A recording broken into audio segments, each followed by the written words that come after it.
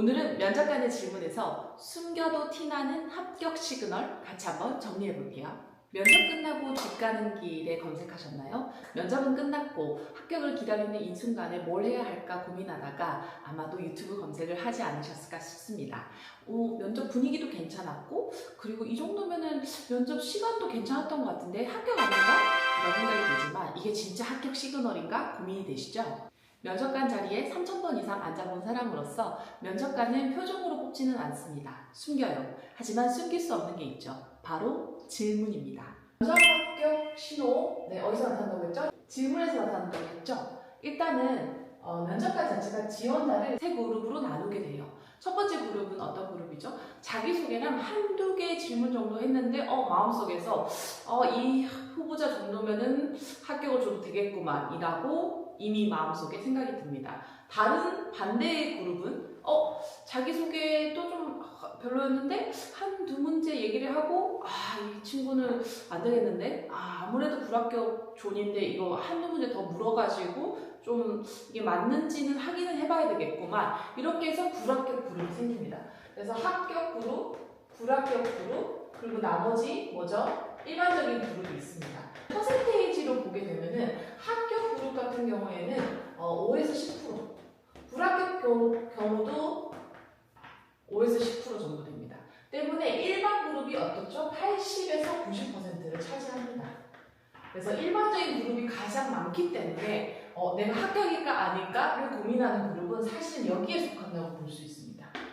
그래서 헷갈리는 이유는 내가 일반 그룹인지 합격 그룹인지 나의 질문의 시간이 길었던 게 합격 그룹이라서 길었던 거 아닐까? 또는 내가 일반 그룹이어서 더 자세히 물어봤어야 했나? 그래서 그런 질문들을 오늘 좀 정리를 드려볼게요. 자, 첫 번째 합격 시그널. 면접에 이게 생깁니다. 뭐죠? 이거 굉장히 중요합니다. 밀도가 생겨요. 밀도가 생깁니다. 면접에 밀도가 생긴다는 건 뭐죠? 면접이 알찼다. 면접이 굉장히 촘촘했다 라는 느낌이 들면서 면접장을 나왔다면은 면접에 밀도가 있었던 겁니다. 밀도가 있는 게 왜 이렇게 중요할까요? 면접관이 관심이 생기면 질문이 깊어집니다. 그리고 깊어지다 보면 그냥 많아지는 게 아니라 질문 위에 다음 질문들이 쌓여요. 예를 들어볼까요? 합격 쪽이라고 하면 아무래도 이런 질문들이 있겠죠? 그 프로젝트에서 본인이 직접 진행한 범위가 어디까지였나요?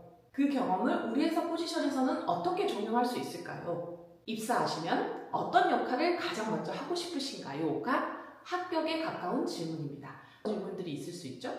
취미가 뭐세요? 주말엔 주로 뭐 하세요? 성격은 어떤 편이세요? 이 질문 자체들은 제가 없어요. 차이는 뭐냐면 직무와 관련된 굉장히 밀도 있는 질문을 받았느냐 그게 아니라 피상적인 정말로 가벼운 질문들 직무에 근처에 가지 못한 질문들의 레벨로 면접이 끝났느냐가 합격을 가늠짓습니다. 면접 전체가 가벼운 질문에서 끝난다는 거는 더 이상 파고들 수가 없다는 뜻이에요. 반대로 생각하면 물어볼 게 없다는 뜻입니다. 직무 얘기로 들어갈 수 없을 때 이런 질문들, 가벼운 질문들을 하다가 그 전체 면접이 이 질문만 하다 끝나요. 질문 쪽으로 가지를 못해요. 이거는 제가 방금 말씀드린 건데 99%입니다. 99% 진짜.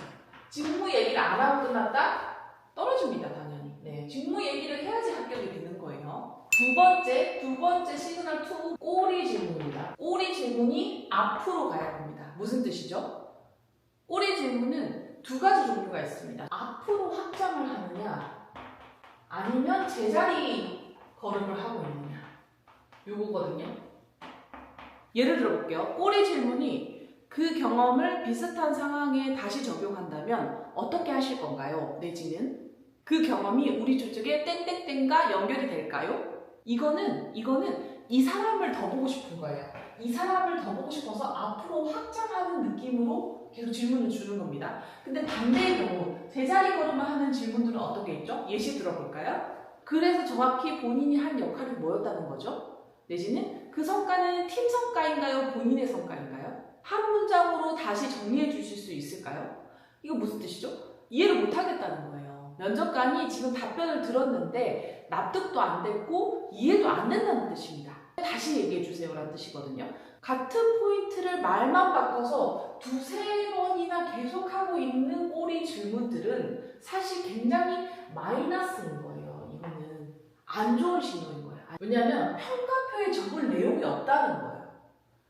사실 면접관들은 굉장히 짧은 시간 안에 합불도 결정해야 되고 평가표도 작성을 해야 됩니다. 그렇기 때문에 사실 마음이 급해요. 마음이 급합니다. 그 사람들도 사실은 긴장을 하고 있어요. 왜냐면은 면접관으로서의 역할을 그 시간 안에 수행을 해내야 되거든요. 그런데도 불구하고 같은 질문을 계속한다? 그럼 뭔가 문제가 있다는 거죠. 티키타카. 티키타카. 네. 많이들 소개팅의 비유를 하세요. 그래서 티키타카가 됐냐? 뭐 예시를 들어볼까요? 그 경험이 있으면 우리 팀의 어떤 프로젝트랑 좀 연결이 되겠네요. 내지는 그런 생각을 해보셨다면 적응이 빠르시겠어요? 라는 반응. 그래서 면접관이 메모하고 고개를 끄덕이고 이런 대화를 하면서 질문들이 자연스럽게 이어진다? 그러면은 머릿속에서 이미 팀에다가 이 친구를 넣어보고 지금 돌려보고 있는 중인 거예요. 그리고 반대로 그래서 핵심이 뭐죠? 또는 더 구체적으로 얘기해 주시겠어요? 그리고 더 문제는 썩소. 약간 썩소 있죠. 썩소는 진짜 위험한 겁니다.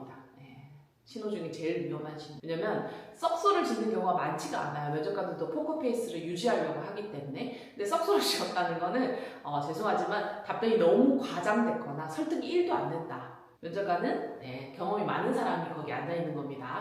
그래서 티키타카 같은 경우에 특히나 이게 시뮬레이션을 많이 하지 않으면은 이 입에 안 붙어요. 그리고 이게 항상 반응이 다르기 때문에 여러 번 해봐야 됩니다. 여러 번. 그래서 이게 사실은 혼자 준비하기가 좀 어려워요. 그래서 이거는 실제로 시뮬레이션을 최대한 많이 하시는 것을 말씀드려보고 싶네요. 네 번째 뭐가 있죠? 미래 시제입니다. 미래 시제.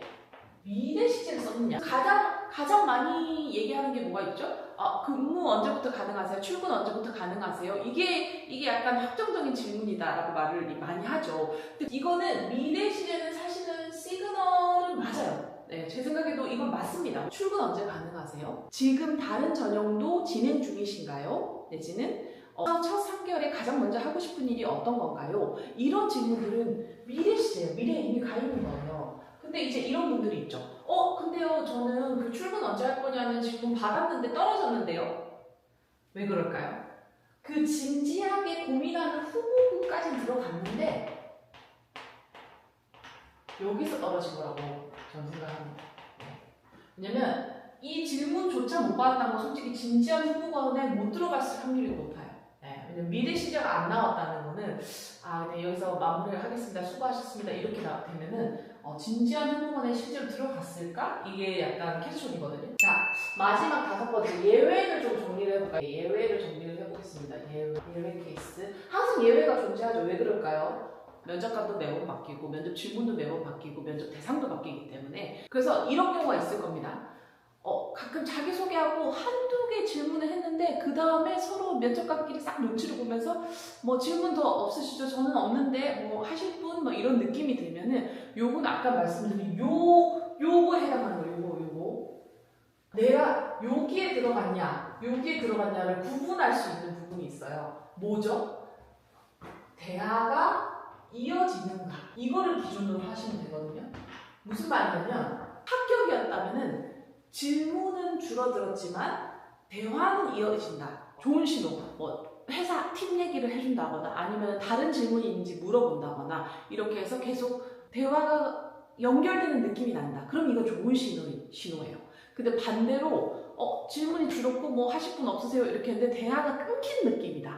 예를 들면 뭐 시계를 좀 본다든지 아니면은 그럼 마칠까요? 수고하셨습니다. 이게 빨리 나온다든지 이렇게 되면은 사실은 좀 또 요쪽일 확률이 있습니다.